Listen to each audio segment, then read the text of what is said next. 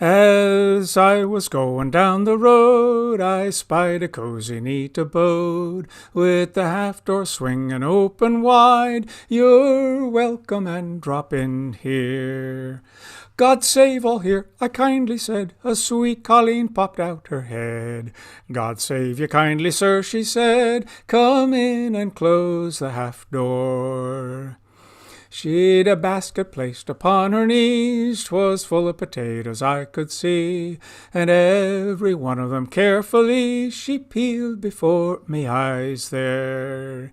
She looked at me with a roguish smile, she said, sit down and rest a while. Since you came back to Erin's Isle, we never close the half-door. She said, play up the Shaskeen reel, and I will make you happy feel. And turning smart upon her heel, she lifted down the half-door. I played that tune with grace and style, with every note she winked and smiled, until she had me heart beguiled, while dancing on the half-door. She said, now Liam, you'll have to stay till I brew up a cup of tea, and then you can be on your way, and I'll put up the half-door. She didn't have to ask me twice, her currant cake and tea were nice. Before I left I kissed her twice, she leaned across the half-door. The half-door, I got it from my friend Liam Callan. May the sod rest lightly. And he was a student of Joe Heaney's when Joe was in Seattle at the University of Washington there. Now, I first heard it from the traveling singer Margaret Barry several decades ago, David. A little louder, Joe? Sorry, I didn't hear. I first heard the traveling singer Margaret Barry sing that song many decades ago. Yep. Well, Liam, of course, changed it to his name at the end there. Now, Liam, you'll have to stay. So, if you should, by chance, look at this song from a psychological perspective and ask, what's the function of the half-door? You might be led to some interesting conclusions. Now, of course, a half-door is to keep the pigs and chickens out. That's the real function of a half-door. But in a work of art, it may have a symbolic meaning as well, even maybe if it wasn't unintended. They could, of course, kiss chastely above the half-door, but the half-door blocked the lower parts of their bodies, making sure that that kiss was purely chaste. It reminds me of an experience I had way back when I was first getting interested in Irish things. I was at a bookstore, and at the checkout stand they have these little gotcha items. And here was a thin volume in green with knotwork all around the edges, and it said, The Sexual Practices of the Irish. Well, needless to say, I grabbed it up and flipped it open to a page, only to see a blank spread. And I thought, what's this? And I opened it to another page, a blank spread. It wasn't till I got to the third blank spread that I realized this was a cleverly entitled blank book. The Sexual Practices of the Irish, a blank book. Indeed, that reputation exists. There are papers and books about the prudery of the Irish, and so many stories. It used to be that contraception was not only illegal, but you couldn't even talk about it. And one other story, a friend of mine complained to me one time in a private conversation that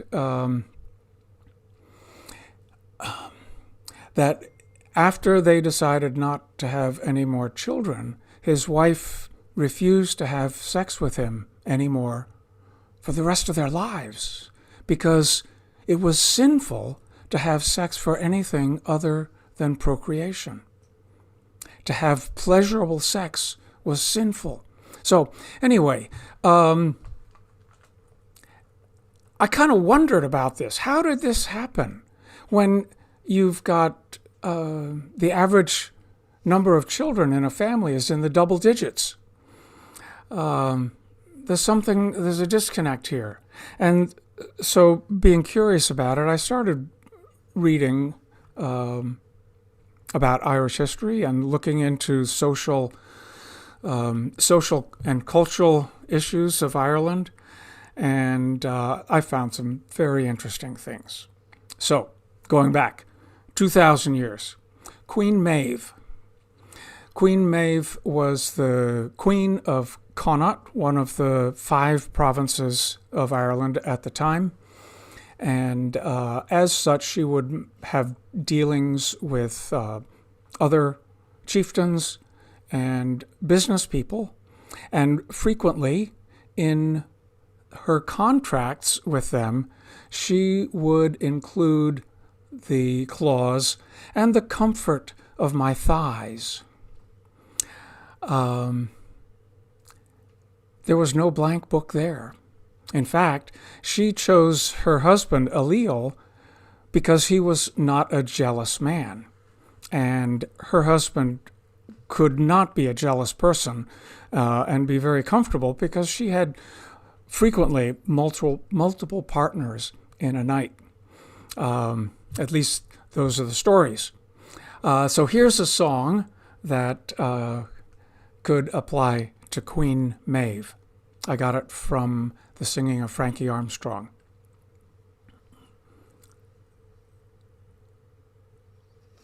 A handsome young sailor to Dublin come down. He was paid off his ship in all Liverpool town. They asked him his name, and he answered them quite. "I belong to a family called Nine Times a Night." Now a charming young widow who still wore her weeds, her husband had left her his money and deeds, resolved that she was of her conjugal rights, and to soften her sorrow with 9 times a night. So she called to her serving maids, Anne and Amelia, to keep a watch out for this wonderful sailor, and if ever he happened to chance in their sight, to bring her fond tidings of 9 times a night. She was smiled on by fortune that very next day. These 2 giggling girls saw him coming their way. They rushed up the stairs full of amorous delight, crying, "Here comes that sailor with his 9 times a night." Well, she jumped out of bed and she threw on her clothes, and straight to the hall door like lightning she goes. She looked him once over and give him a smack, and the bargain was struck, no more sailing for Jack.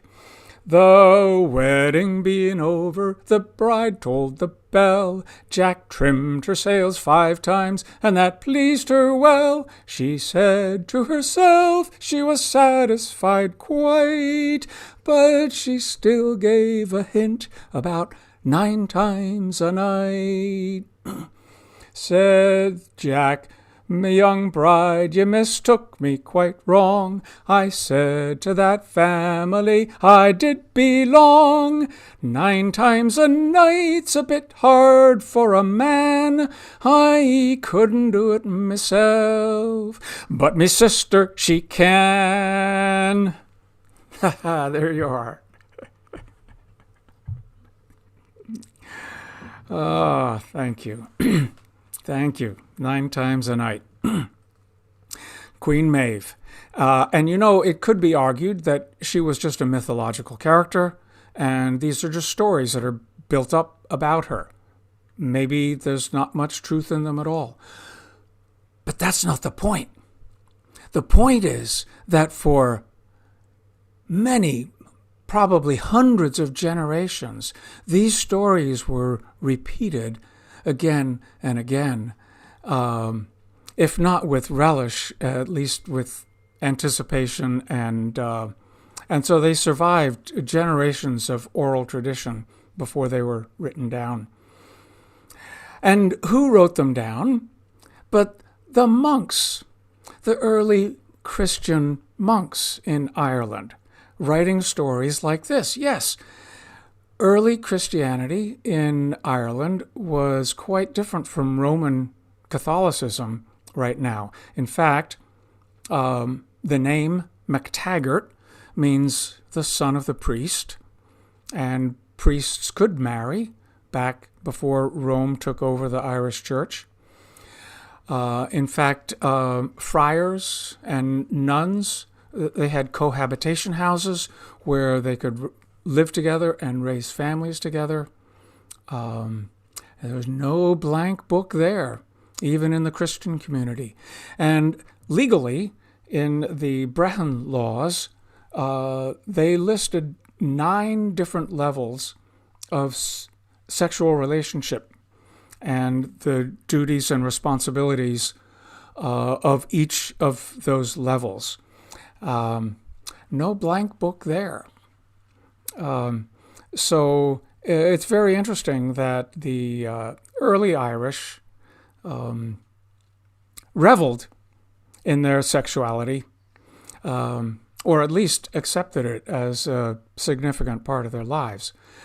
Now, this extended all the way into the 18th century, where you have the poet Brian Merriman writing The Midnight Court in the late 1700s, which has some very explicit sexual passages. And again, he did not write it, actually, but it was orally transmitted for several generations, and I believe in what I found out that it was not actually written down until about 1850. And it was a good thing it was done then, because after that, it might have run into a lot more trouble. And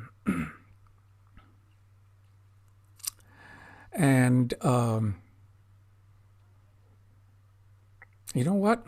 I totally forgot a song. Let me give you a song that illustrates this more prudish attitude. Most of the traditional songs celebrate sexuality, or many of them do.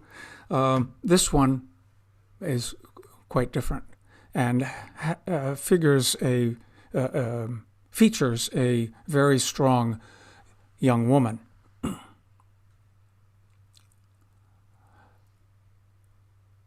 When the snow like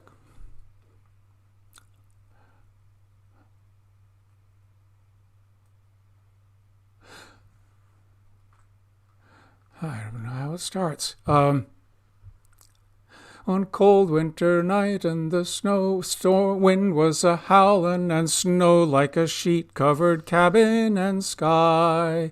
When Barney flew over the hills to his darlin', and he rapped on the window where Katy did lie. Hurrah, Jules, says he, are you sleepin' or wakin'? 'Tis a bitter cold night, and me coat it is thin. The storm is a brewin', the frost is a bakin'. Ah, sweet Katy, darlin', won't you please let me in? And at this point in this type of night visitation song, usually the young woman gets up and lets him in, and they spend the night in each other's arms. But Oh, Barney, says Katy, she spake through the window, why do you come knocking me out of me bed? To be sure it is a crime and a sin to you. 'Tis whiskey, not love, that's got into your head. Just think of the time, mummy name, you'd be tender. Consider it's night, and there's no one at home. What has a poor girl but her name to defend her? Ray, no, Barney Aver, I won't let you in. Oh, Cushla, says he, in me eyes there's a fountain to weep for the sorrow I've brought to your door. Your heart is as pure as the snow on the mountain, and Barney would die to preserve it as pure. So homeward I'll go, though the winter wind face me, I'll whistle it off, for I'm happy within. And the words of my Katy shall comfort and bless me. Ray, no, Barney Aver, I won't let you in.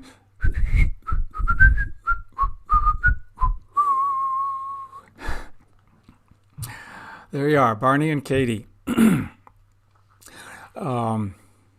Most of the songs are not like that.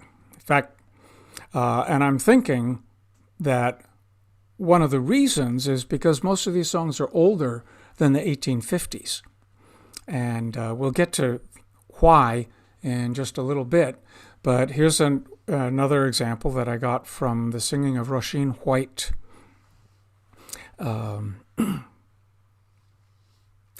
It being in the month of July and the rosy time of the year, down by yon shady meadows where the water does run clear, where the lambs and little fishes do merrily sport and play, and the lads and the lassies they go tumbling through the hay, rattle-de-dowdle-lumby-day, rattle-de-da, rattle-de-da, rattle-de-dowdle-lumby-day. And you can join in on that, muted, of course. Then up comes lovely Johnny with the pitchfork and a rake, and up comes lovely Molly, the hay now for to make.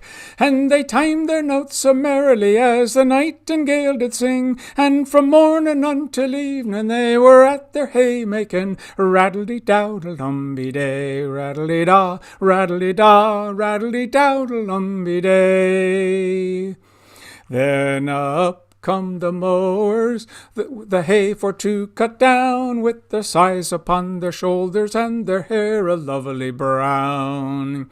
Then up come the labourers, the hay for to shake out, and when they had it all cut down, they tossed it all about. Rattle-de-dowdle-lumby-day, rattle-de-da, rattle-de-da, rattle-de-dowdle-lumby-day. It coming on to Saturday, when all would get their pay, and all these jolly boys and girls are feeling glad and gay.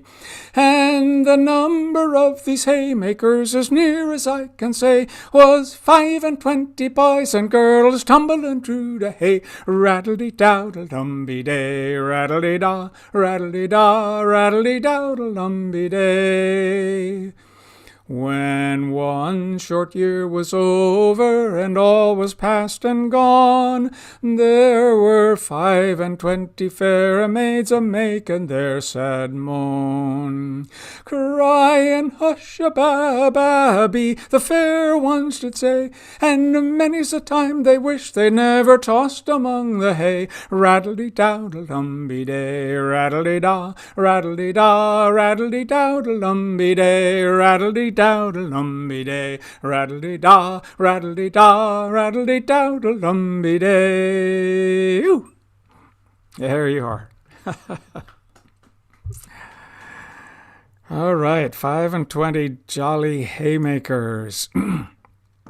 And I'm delighted to see that there are people on YouTube watching as well. Thank you very much. And since I can't see who you are on YouTube, would you please leave a note in the chat?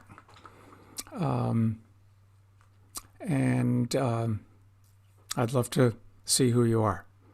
Thanks.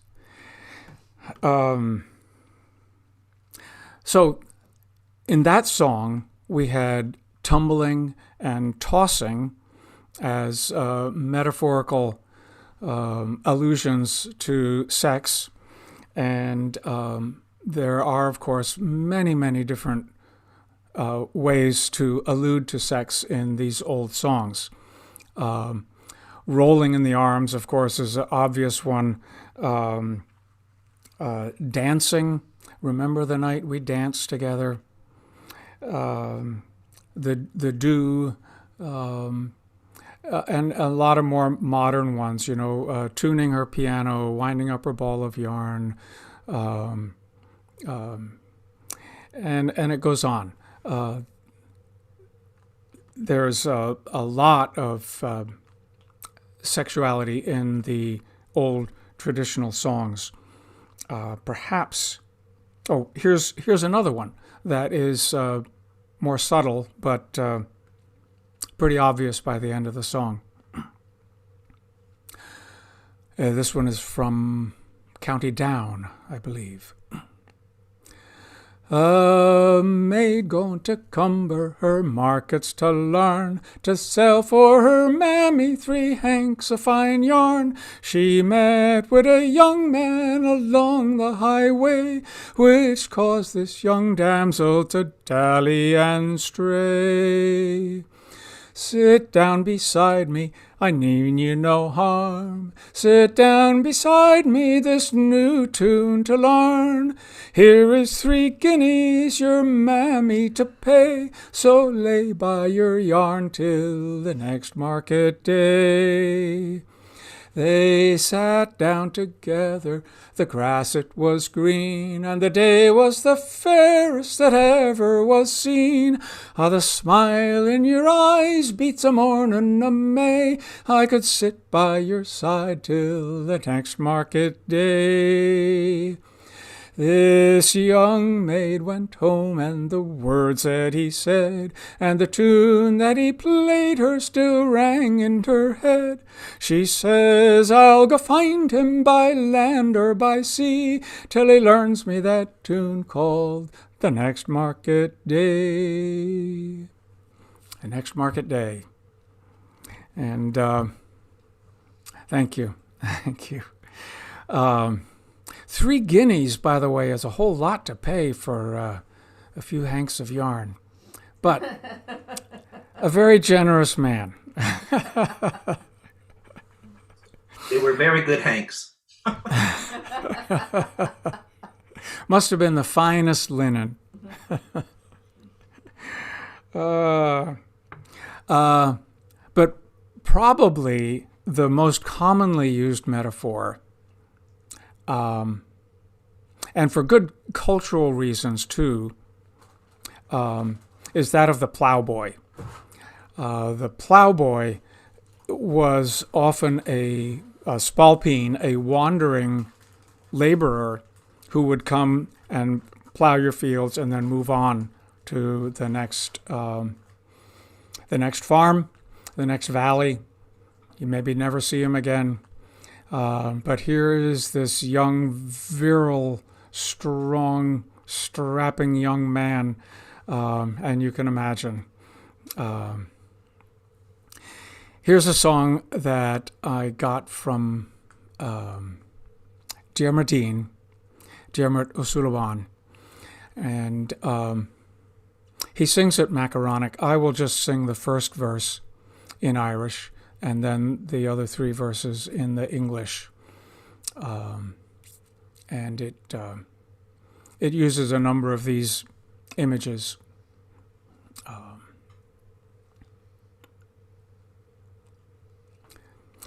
Nor Irish fain their margin gomach, o vad amach savour, Kechiving Rome, ach storm a cree, is delch she fein go fonta. Maar the Vichy should cast her rungus down, is a lacken mar na rossi, nor a vascusing good lulum cree. She she coming to the coney.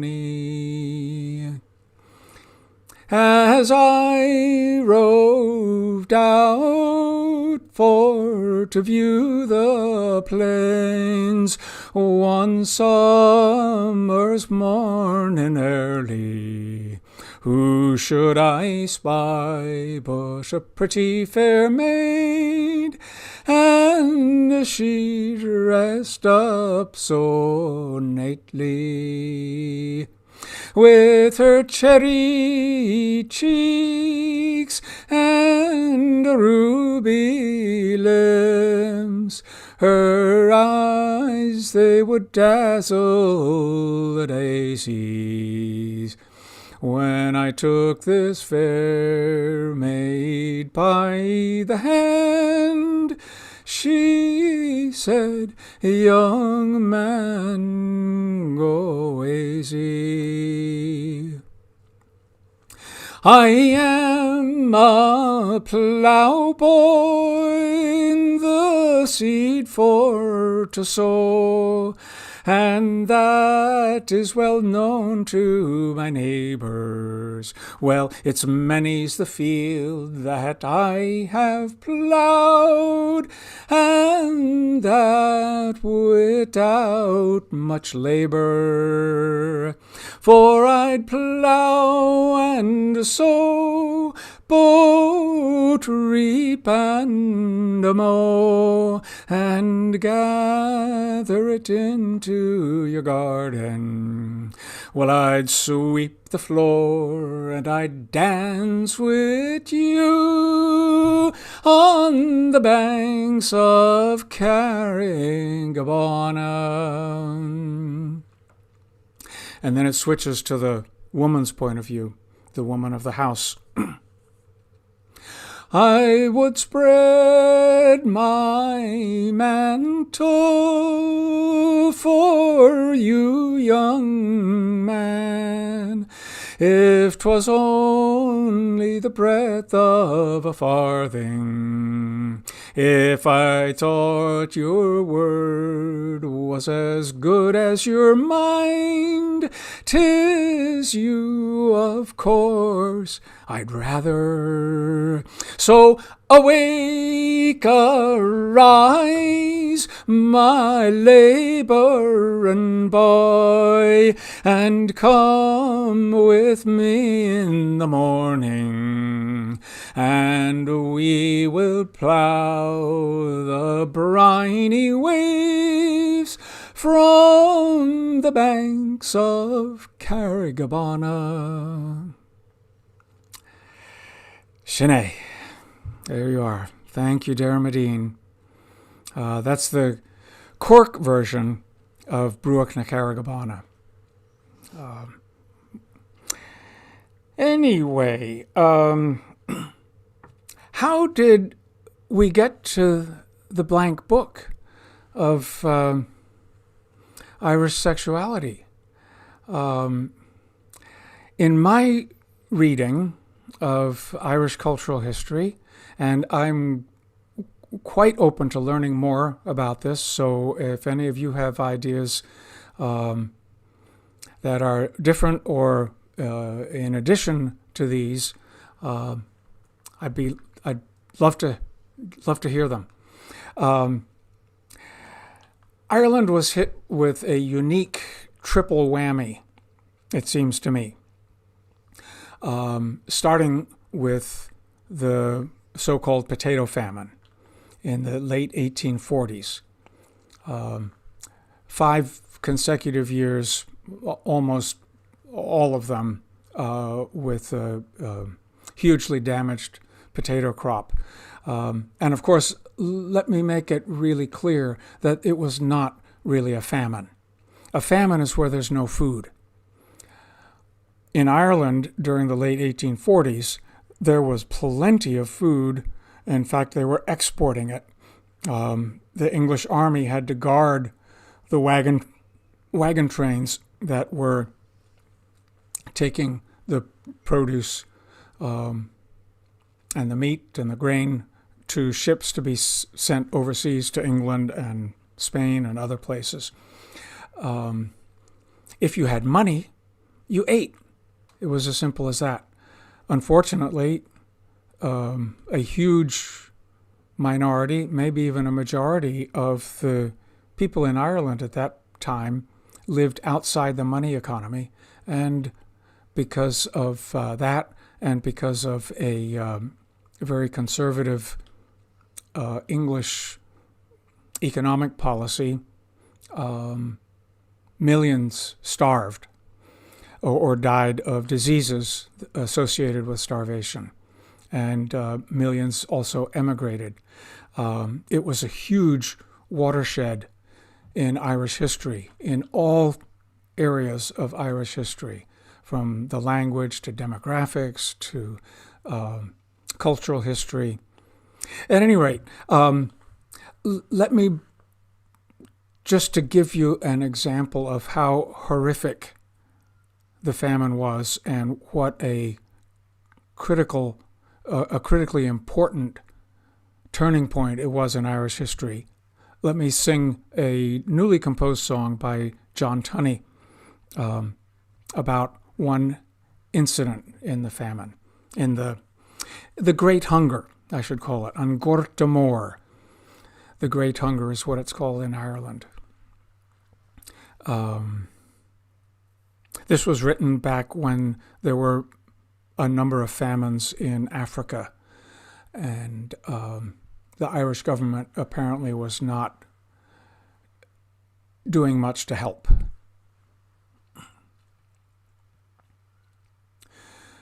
You have heard them speak about Mozambique and of Africa's famine tide, of how drought and greed, of which few take heed, had consumed a continent's pride, while millions cry, 10,000s die, and our government takes no stand.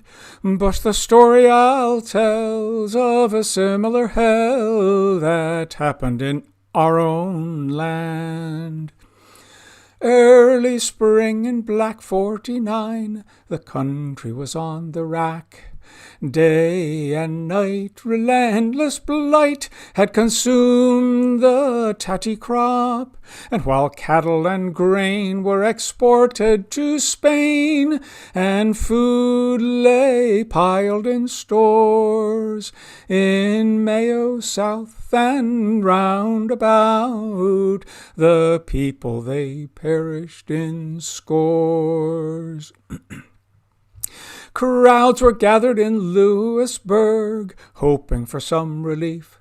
'Twas said that the poor law guardians could end their piteous grief. These gentlemen fine were meeting to dine in Delphi, 10 miles away.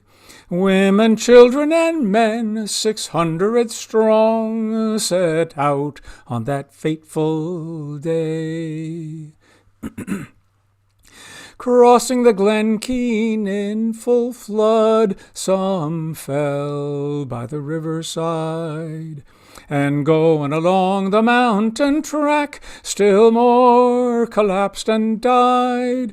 Exhausted and weak, scarce able to speak, they thronged into Delphi town, and waited in mass for some food or a pass to enter the workhouse grounds.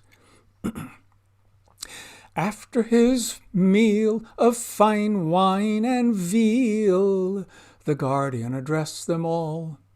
There is no food here, and I greatly fear no room within the workhouse walls.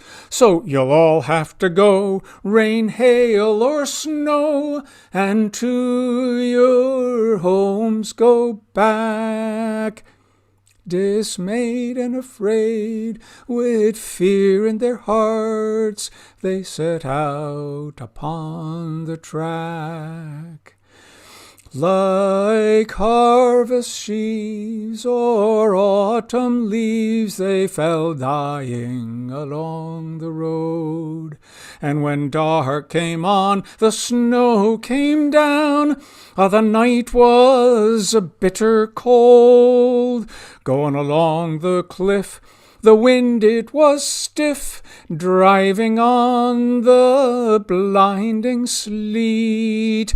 Hundreds were swept into Duloch's depths, a horror beyond belief. Next day the relieving officer had a terrible sight in store, with bodies strewn along the route and littering Duloch's shores, whole families dead for want of being fed, and injustice a cry and shame, a forgotten sign to our own times when we witness the very same. For from the Sudan to Afghanistan, famine victims they cry in need, and a nation like ours that knows this curse must surely take the lead. So remember that walk, and remember Duloch. Let our banners be unfurled against selfish gain and indifference to pain, and for justice throughout our world. Thank you. Thank you, John Tunney. And it's a song that still resonates today. We should be sending food and libraries and schools and medical clinics rather than bombers to other parts of the world ourselves. So the famine caused a huge dislocation demographically and culturally and religiously. Before the famine, the penal laws were still pretty much in effect up until about 1830. It was illegal to educate somebody in the Roman Catholic school. There could be none. It was illegal. It was illegal to say Mass. It was illegal to go to a Catholic church. Many of them had been destroyed or taken over by the Church of England. But after the penal laws were revoked, the Roman Church took full advantage of the famine to blame the famine on the people of Ireland and their sinful ways. They had a campaign during the 1850s called the Devotional Revolution. And one of the main points of it was that God was punishing Ireland for her sinful ways. And of course, sinful ways means sexuality, sex before or outside of marriage, or even sex within a marriage for pleasure. And they hammered that home all through the 1850s. The second was the National School Law, passed in 1835. It didn't really get going until the 1850s, when the Roman Catholic Church took over all the schools. And priests, of course, would be the teachers, priests or brothers. And you can imagine what kind of cultural attitudes about sexuality they inculcated all throughout the latter half of the 19th century. And then the third of the triple whammies was, after independence, a very conservative, socially conservative government took over in Ireland for the first 60 years. Well, no, 40 years, led largely by Eamon de Valera, with the strong backing of Archbishop McQuaid of Dublin. The Constitution even went so far as to say that women's place was in the home. They were helpmates for their husbands. And there was a law that forbade women to work after they got married. So it was this kind of socially conservative government that was the third leg of this triple whammy. Now, to be fair, all of Europe and America we were all going through the Victorian era, which was very conservative socially. And other places had a strong Protestant prudishness as well. So, but I don't think any country had all three of these things happen to them. But what's happened in the meantime? Since I picked up that book in 1980, a lot has happened in Ireland. Contraceptives are not only legal but encouraged. The divorce, the ban against divorce was overturned by popular vote.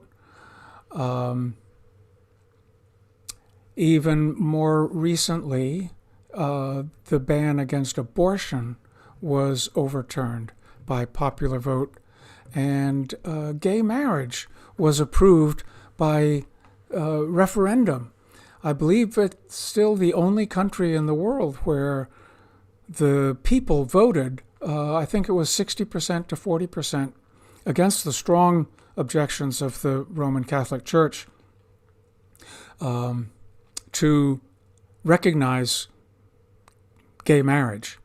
And so I think that the Irish are beginning to reclaim their lost sexuality and sensuality. One other little interesting tidbit. Ireland holds the record, the world record, for the size of a skinny dip party. And I should have looked this up. I think the number is around 10,000. A huge number, thousands of women gathered together on a beach on the Irish Sea 3 years ago, I think it was. And while skinny dipping has nothing to do with sexuality, of course, it has everything to do with prudishness. And so this prudish layer of Irish culture is beginning to slough off. And I think that it's worthy of celebration that the Irish are beginning to connect with their roots, their sensual roots. And so here's a song of celebration.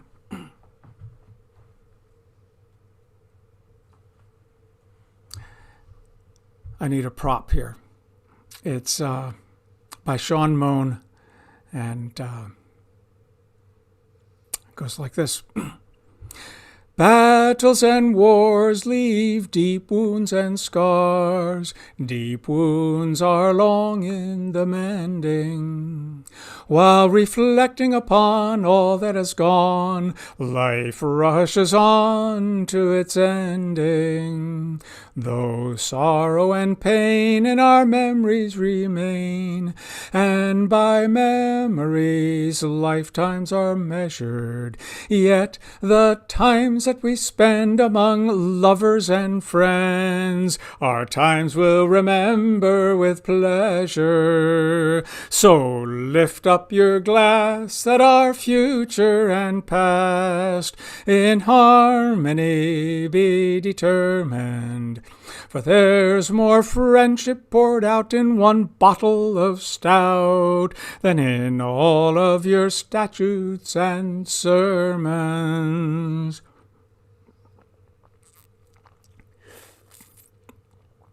I've heard all the old songs, all the rights, all the wrongs, heard prophets of doom and destruction, street corner messiahs and moral pariahs, and dealers in bribes and corruption. From the holy and wise, denials and lies, when innocent youth was forsaken. Yet I've seen the night end among lovers and friends, and been sorry to see the dawn breaking. So lift up your glass at our future and past, in harmony be determined. For there's more friendship poured out in one bottle of stout than in all of your statutes and sermons. And here's a particularly relevant verse. There are those who are sartin that drinkin' and courtin' are the sure way to hell and damnation. But if that is to be, well, it seems clear to me that their God has no sense of occasion. To help this great plan, both woman and man bring forth each new generation, and a wee drop of stout and the odd bit of an old hout can greatly assist procreation. So lift up your glass at our future and past, in harmony be determined. For there's more friendship poured out in one bottle of stout than in all of your statutes and sermons. To the brashest and proudest, and those who shout loudest, 'twould seem that all power has been given to berate us, deride us, separate and divide us, in the hope of their version of heaven. But mountains and rivers will by far outlive us, and when our bones into dust they have withered, there'll be lovers and friends who will still comprehend the true reason we're all here together. So lift up your glass at our future and past, in harmony be determined. For there's more friendship poured out in one bottle of stout than in all of your statutes and sermons. Yes, there's more friendship poured out in one bottle of stout than in all of your statutes and sermons. There you are. Thank you.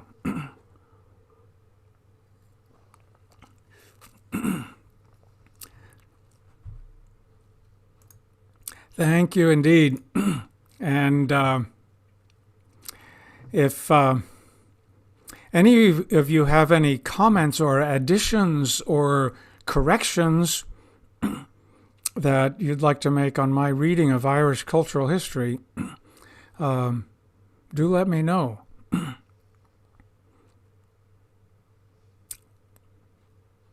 No? Well, it's wonderful to see you all. Those of you who know Sean's song as it's sung in Ireland will recognize that I changed it just a little bit.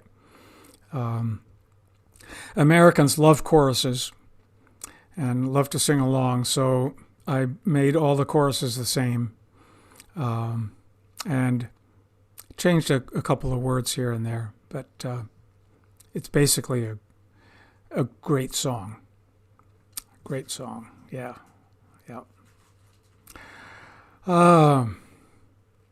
Anyway, thank you so much for being here, for being part of the audience. Any comments at all? I'd love to hear them. Hi, Dave. Yeah, Paul. This is Paul Davis. Yeah. Well, first of all, once again, thank you for a wonderful concert and enjoyed it immensely. It's good to hear a little bit of Irish accent there. I think Joe O'Connor was talking, and it was just lovely to hear that. I'm really glad that I made a comment on it. I'm really glad you brought up the name MacTaggart, because I'm descendants from MacTaggarts from both my grandfather, my maternal grandfather, and my maternal grandmother separately. And it was kind of nice to hear that name. It's not very common, so that was pretty nice. And then finally, I wanted to just I concur with your perspective, especially about the religious sense of if you believe that if a country is told that its suffering and sorrow is brought about because of their own sinfulness, and then indeed their eternal salvation is brought into question. I can imagine the fear that would be there, that would just enslave them and constrain their behaviors for generations. So I concur with your perspective. Yeah. Thank you, Paul. Yeah, that's a good way to put it. Yeah. Thanks, David, so much for this. And I apologize for having kept my screen off, but No, just the way the morning went, it was the only time I had to eat. not a problem. And I didn't want to inflict that on you, but it was lovely to listen. I heard everything. Not a problem at all. No, thank you. Glad you were there. Yeah. It is always fun. Well, and it's always fun. I really appreciate your history. I mean, and well, and your song choices I've always loved. But when you tie that together with the story that's involved with it and the history behind it, that's all the richer. Thank you. Yeah. And of course, I believe everything you tell me. Don't. I second everything Mike Holly said, except that last thing. Right. I mean, I'm a teacher, and one of the things that I tell the kids all the time, don't believe everything your teachers say. You've got to find out for yourself. And Joe, I know, is a teacher also. You might give us a shortened version of Merriman's Midnight Court and Van Ehe sometime, David. That would be a project, yeah. Wouldn't it? Yeah, it's 1,000 lines long. Yeah. Yeah, it's an epic poem, and originally, of course, in the Irish language. Even though it was composed by a Clare man.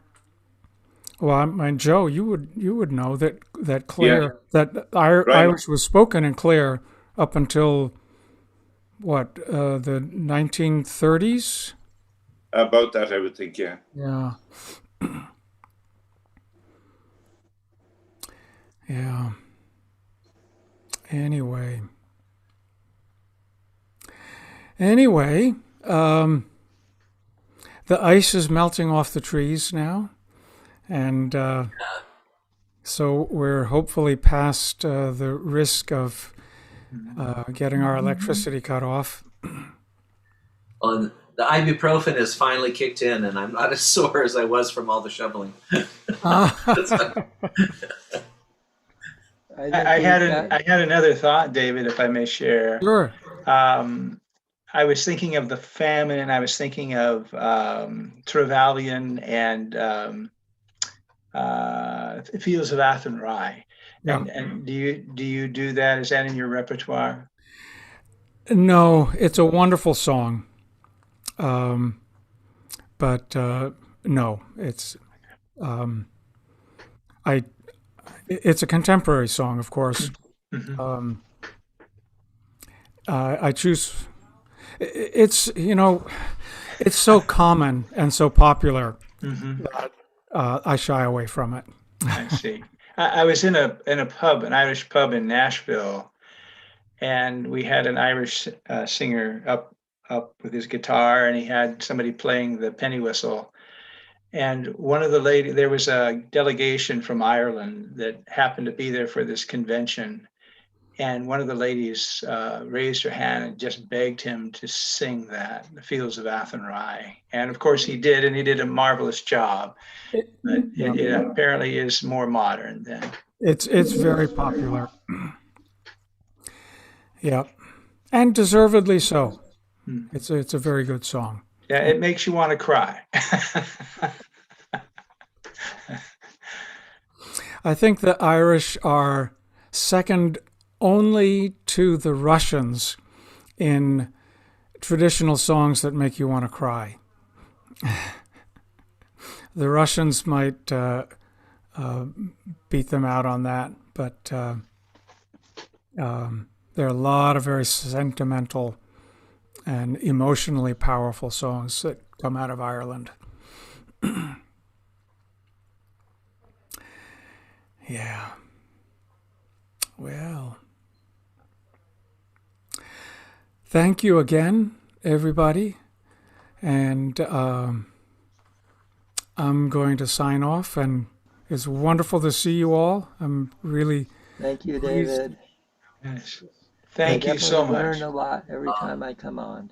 Oh, I well, look forward to linking up with you again on this side of the Atlantic when all this is over and sorted out and normality returns, David. as soon as possible. I'm thinking maybe September, October, but maybe more like November, December. Possibly. It might run later than October, but Yeah. I hope it won't. Yeah, there is. I've never been to Eggshadermadine, which is in the first first weekend of December. First weekend of December, yeah. Yeah. The pub at the top of Coombe is a rare experience. Oh, yeah. In fact, let's see, was it about 3 years ago you had a hurricane come through Ireland? And I was in Cork City that day. Dear. And I foolishly walked to a store to renew my parking permit because I thought, there's bound to be some officious parking enforcer who will go out in this weather and ticket my car. I could barely walk. I was blown over, blown off my feet a couple times. The rain was going horizontally, and then it calmed down a little. So I drove back up to visit Oni and Rachel in Cooley. It was kind of silly. I had to go circumvent about 15 trees that had fallen down on the roads, and I was really lucky that I was actually able to get there. Oh my.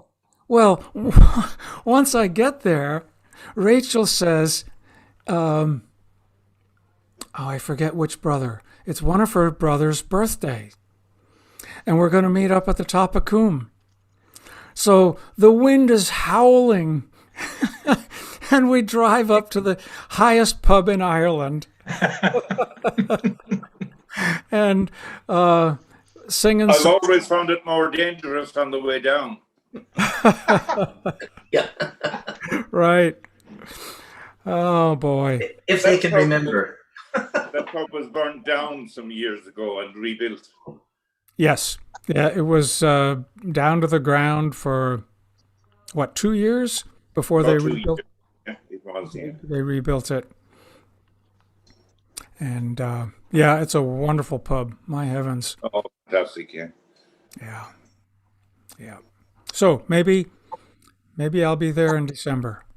That would Hopefully, be. Yeah. we'll keep that in mind. All right.